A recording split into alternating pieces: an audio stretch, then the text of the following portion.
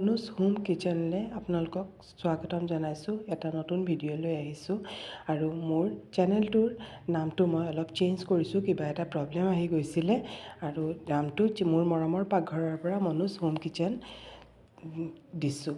আৰু এতিয়া মই গজালি ওলোৱা চানা কেইটামান তিয়াই থৈছিলোঁ, গজালি ওলাই কৰিছিলোঁ। তাৰপিছত মই ইয়াত লৈছোঁ, মিক্সাৰ গ্ৰাইণ্ডাৰত লৈছোঁ, পিঁয়াজ লৈছোঁ, আদা লৈছোঁ, কেঁচা জলকীয়া লৈছোঁ, লৈ পেলাই এইখিনি মই ভালকৈ পিচি লৈছোঁ। আৰু মই এই চানাৰে এটা হেল্ডি আৰু বহুত ধুনীয়া এটা ৰেচিপি বনাম। তাৰ কাৰণে মই এইখিনি ভালকৈ পিচি ল'লোঁ। আৰু গজালি ওলোৱা চানা আমাৰ স্বাস্থ্যৰ বাবে কিমান ভাল, আৰু ল'ৰা ছোৱালীয়ে যদি এইদৰে নেখায় তেতিয়াহ'লে আমি এইদৰে বনাব পাৰোঁ। ইয়াত মই অলপ জিৰা, ধনিয়া, হালধি পাউডাৰ আৰু অলপ বেকিং পাউডাৰ দি পেলাই এই ধৰণে মই ভালকৈ মিক্স কৰি লৈছোঁ। এইখিনি দিছোঁ। আৰু বেলেগ আপোনালোকে যদি ভাবে চাট মছলা বা জালুকৰ পাউডাৰ দিব পাৰে। আৰু এটা কণী দিছোঁ। আৰু যদি আপোনালোকে কণী দিব নিবিচাৰে তেতিয়াহ'লে ময়দা, বেচন বা কৰ্ণফ্ল'ৰ যিকোনো তিনিটাৰ ভিতৰত এটা দিব পাৰে যদি কণী দিব নিবিচাৰে। মই আজি কণীকে এটা দিছোঁ আৰু দি পেলাই বাইণ্ডিঙৰ কামটো কৰিব লাগে। আৰু এই ধৰণে এইখিনি মই ভালকৈ মিক্স কৰি লৈছোঁ। আৰু এয়া চাওকচোন, এইখিনি খুব ভালকৈ মিক্স কৰি লৈছোঁ। আৰু এতিয়া মই ইয়াত অলপ বেচন দিছোঁ। আৰু অলপ মই বেচন দিছোঁ কাৰণ কণী দিছোঁ মানে অলপ পনীয়া যেন লাগিছে, সেইকাৰণে মই অলপ বেচন দিছোঁ। যদি পনীয়া নহ'লহেঁতেন বেচন নিদিলে হ'লহেঁতেন, কাৰণ মই কণী দিছোঁ। আৰু ইয়াত মই ফ্ৰাইং পেন এখনত অলপ তেল দিছোঁ, দি পেলাই এইখিনি মই ইয়াত ঢালি দিম। এয়া চাওক, এইখিনি মই ইয়াত দি দিছোঁ। দি পেলাই খুব ভালকৈ এইখিনি মানে ফ্লেট কৰি ল'ম, মিলাই ল'ম আৰু গোটেইখিনি যাতে ধুনীয়াকৈ গোটেইখিনি চাৰিওফালে মিলি যায়গৈ। আৰু এইখিনি মই দি পেলাই এই ধৰণে ভালকৈ ঢাকি পেলাই আৰু ফ্লেম একেবাৰে ল' কৰি থৈ দিম। বঢ়াই দিলে কি হ'ব, জ্বলি যাব, ভালকৈ নিসিজিব, নুফুলিব। আৰু এইখিনি বেকিং পাউডাৰ দিয়াৰ কাৰণে এইখিনি খুব ধুনীয়াকৈ ফুলিব, কেকৰ নিচিনা ফুলিব। আৰু এই ৰেচিপিটো ইমান সোৱাদযুক্ত হৈছিলে খাবলৈ, আপোনালোকে এবাৰ ট্ৰাই কৰি চাবচোন, খুব ভাল লাগে খাবলৈ। আৰু এতিয়া যেতিয়া সেইখিনি হৈছে, এইখিনিতে মই কি কৰিলোঁ, বিলাহী দুটামান কাটি আৰু নহৰু লৈছোঁ আৰু পিঁয়াজ লৈছোঁ, লৈ পেলাই এই ধৰণে মই এইখিনি গ্ৰাইণ্ড কৰি ল'লোঁ। আৰু এয়া চাওক, এইখিনি মই হাতেৰে প্ৰেছ কৰি চাব আপোনালোকে। যদি এইখিনি এইদৰে টান হৈ গৈছে তেতিয়াহ'লে এইখিনি লুটিয়াই দিব। আৰু এইখিনি মই যেতিয়া প্ৰেছ কৰি চালোঁ পূৰা টান হৈ গ'ল, এতিয়া মই এইখিনি লুটিয়াই দিছোঁ। দি পেলাই এই ৰেচিপিটো দুই ধৰণে খাব পাৰে। এই ধৰণে এনেই দাইল ভাত চব্জিৰ লগত খাব পাৰে, আৰু মই অলপ এই ধৰণে নহয়, অলপ বেলেগ ধৰণে মই বনাইছোঁ।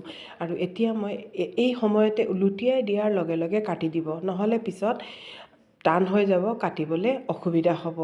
আৰু এতিয়া এই মই স্কুৱাৰ শ্বেপতে কাটিছোঁ, এই ধৰণে কাটি পেলাই আৰু আকৌ মই এই ধৰণে দীঘলকৈ কাটি দিম। এয়া চাওক, এই ধৰণে দীঘলকৈ কাটি দিছোঁ। আৰু এইটো আপোনালোকে গধূলি চাহৰ লগতো খাব পাৰে। এই ধৰণে বনালে গধূলি চাহৰ লগতো খাব পাৰে। আৰু মই কিন্তু আজি ভাতৰ লগত খাম, সেইকাৰণে মই মানে অলপ বেলেগকৈ বনাইছোঁ। আৰু ইয়াত মই লুটিয়াই পেলাই অলপ আৰু মিঠাতেল দি দিছোঁ। আৰু মই এইটো সম্পূৰ্ণ মিঠাতেলতে বনাইছোঁ। আৰু এতিয়া এয়া চাওক, এইখিনি কিমান ধুনীয়া হৈছে দেখিছে নহয়, ফুলি পেলাই পূৰা কেকৰ নিচিনা হৈছে। ভিতৰতো চাওকচোন ইমান স্পঞ্জি হৈছে আৰু খুব ধুনীয়া হৈছে এইখিনি। আৰু এতিয়া মই কেৰাহী এখনত তেল দিছোঁ, দি পেলাই অলপ হিং দিছোঁ আৰু জনিগুটি কেইটামান দিছোঁ, দি পেলাই এইখিনি অলপ ফুটাই ল'লোঁ। তাৰপিছত মই অলপ পিঁয়াজ দিছোঁ, দি পেলাই এইখিনি অলপ মই ভাজি ল'ম। আৰু গজালি ওলোৱা চানা আমাৰ স্বাস্থ্যৰ কাৰণে খুব ভাল, সেইকাৰণে এইটো দি বহুত ধৰণৰ ৰেচিপি বনাব পাৰি। আৰু মই আজি তাৰে এটা বনাইছোঁ।